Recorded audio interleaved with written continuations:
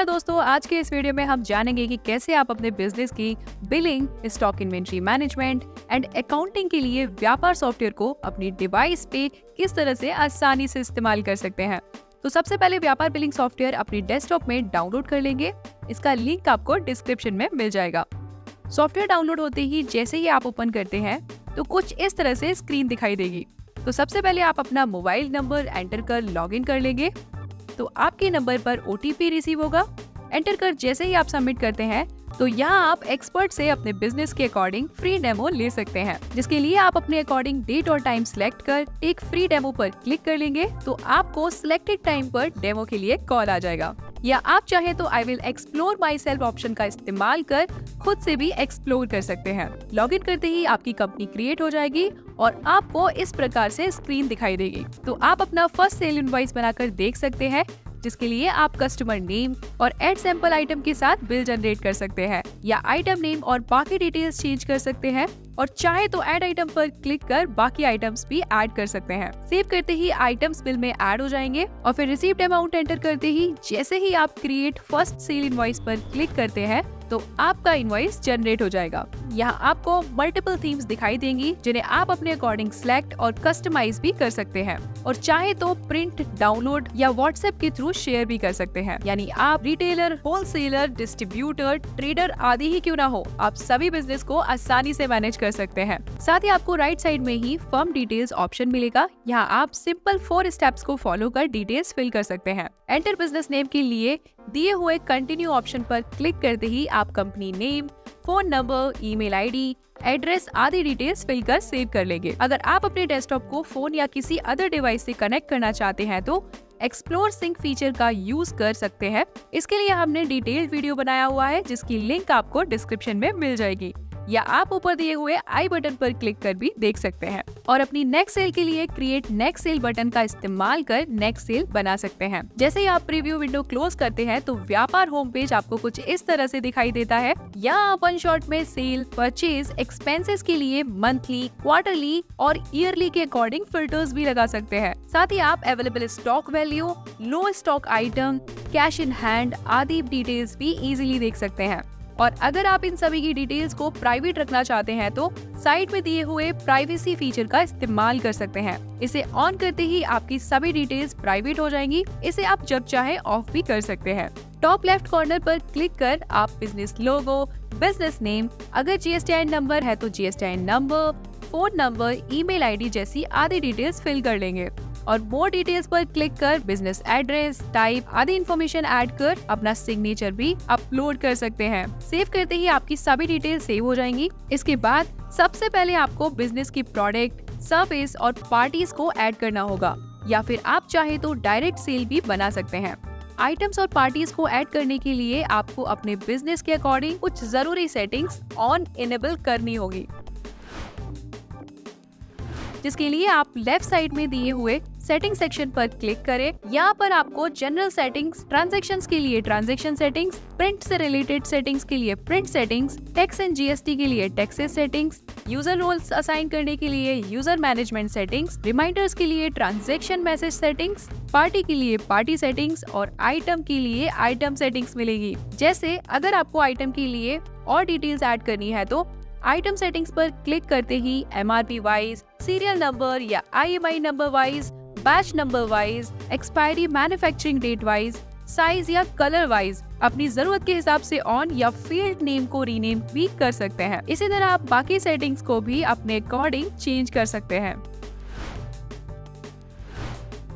तो चलिए अब हम आपको बताते हैं कि व्यापार में आइटम कैसे ऐड करते हैं। इसके लिए आप लेफ्ट मेन्यू में आइटम पर क्लिक करेंगे तो जो सैंपल आइटम आपने ऐड किया था तो वो आपको यहाँ दिखाई दे जाएगा। आप चाहे तो इसे डिलीट भी कर सकते हैं, पर आइटम डिलीट करने के लिए पहले आपको आइटम से रिलेटेड ट्रांजैक्शन डिलीट करना होगा। जैसे ही आप इस आइटम से रिलेटेड ट्रांजैक्शन डिलीट कर देते हैं तो आपका आइटम भी डिलीट हो जाएगा, जैसे आप चाहे तो रिस्टोर भी कर सकते हैं। इसके लिए आपको यूटिलिटी सेक्शन में रिसाइकिल बिन ऑप्शन मिलेगा, जहाँ आपको सभी डिलीटेड ट्रांजेक्शन दिखाई दे जाएंगे। तो आप अपना ट्रांजेक्शन सिलेक्ट कर रिस्टोर या परमानेंटली इमीडिएटली डिलीट भी कर सकते हैं। अब न्यू आइटम ऐड करने के लिए ऐड योर फर्स्ट प्रोडक्ट पर क्लिक करते ही आपको प्रोडक्ट और सर्विस ऑप्शन मिलेगा। अगर आप सर्विस ऐड करना चाहते हैं तो सर्विस पर कुछ इस तरह से स्विच कर सकते हैं, पर क्योंकि हम आइटम ऐड कर रहे हैं तो item name, item HSN, item unit आदि रिक्वायर्ड डिटेल्स अपने अकॉर्डिंग फिल कर लेंगे।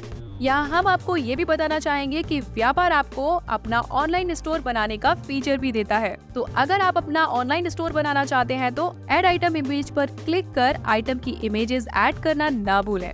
यहाँ आप आइटम की मैक्सिमम 5 इमेजेस ऐड कर सकते हैं। प्राइसिंग सेक्शन में आप सेल और परचेज प्राइस, टैक्स रेट आदि फिल कर लेंगे और फिर स्टॉक पर क्लिक कर ओपनिंग क्वांटिटी में available stock quantity, add price में आप without GST price per unit add कर सकते हैं, जो आपको स्टॉक वैल्यू कैलकुलेट करने में हेल्प करेगी। Date, minimum stock to maintain, जो आपको लो स्टॉक होने पर अलर्ट कर देगा। साथ ही आप चाहे तो लोकेशन भी ऐड कर सकते हैं। अगर आप बाकी डिटेल्स भी ऐड करना चाहते हैं तो सेव एंड न्यू बटन पर क्लिक कर कंटिन्यू आइटम्स ऐड कर सकते हैं। सभी आइटम्स ऐड करने के बाद आपको आइटम लिस्ट कुछ इस तरह से दिखाई देगी।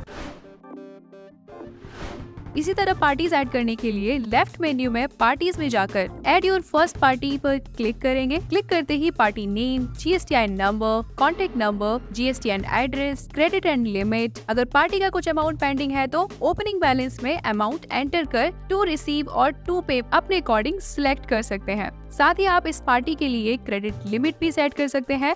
एडिशनल फील्ड में आप पार्टी की अदर डिटेल्स जैसे आधार, पैन कार्ड नंबर आदि डाल सकते हैं और फिर सेव एंड न्यू पर क्लिक कर अपनी बाकी पार्टीज भी ऐड कर सकते हैं। इस सभी पार्टीज ऐड करने के बाद आपको पार्टी लिस्ट कुछ इस तरह से दिखाई देगी। इसके अलावा आप बल्क में भी आइटम इंपोर्ट कर सकते हैं। इसके लिए आप यूटिलिटीज ऑप्शन में जाकर इंपोर्ट आइटम पर क्लिक करते हैं तो आप या तो आइटम लाइब्रेरी की मदद से अपनी आइटम कैटेगरी चूज कर आइटम को सिलेक्ट कर लेंगे और फिर ऐड आइटम पर क्लिक कर आइटम्स ऐड कर सकते हैं, या फिर टॉप राइट कॉर्नर में दिए हुए upload from an Excel file पर क्लिक करते ही आप डाउनलोड सैंपल पर क्लिक कर सैंपल डाउनलोड कर लेंगे और फिर उस एक्सेल फाइल में अपनी सभी आइटम्स उसकी डिटेल के साथ ऐड कर अपलोड फाइल की मदद से एक्सेल फाइल अपलोड करते ही आपकी आइटम्स लिस्ट में ऐड हो जाएंगे। अगली विंडो पर आपको चेक करना होगा कि कहीं कोई आइटम विद एरर तो नहीं है। ऐसा है तो वो आइटम आप इंपोर्ट नहीं कर पाएंगे। सभी आइटम्स को एरर लेस करने के बाद आप इंपोर्ट वैलिड आइटम पर क्लिक करेंगे। अब आप देखेंगे कि आपके सभी आइटम्स इंपोर्ट हो गए हैं।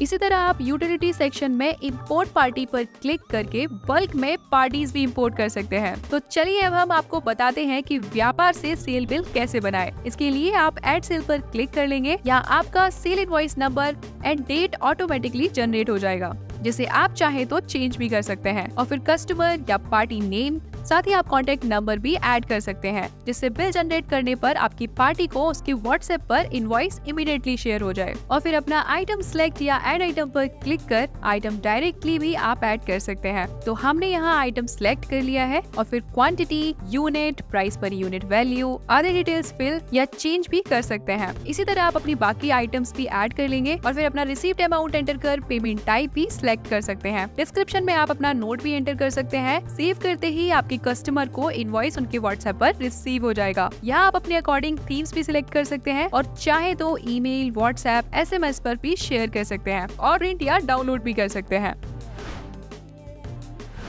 अगर आप परचेज के थ्रू एंट्री करना चाहते हैं तो ऐड परचेज पर क्लिक कर पार्टी नेम और आइटम ऐड या सिलेक्ट कर लेंगे और जितना भी क्वांटिटी आपने परचेज किया है वैल्यू एंटर कर बाकी डिटेल्स फिल कर लेंगे और पेड अमाउंट एंटर कर आप पेमेंट टाइप भी सिलेक्ट कर सकते हैं। डिस्क्रिप्शन में आप चाहे तो नोट भी एंटर कर सकते हैं। सेव करते ही आपका आइटम परचेज्ड क्वांटिटी के साथ स्टॉक में ऐड हो जाएगा।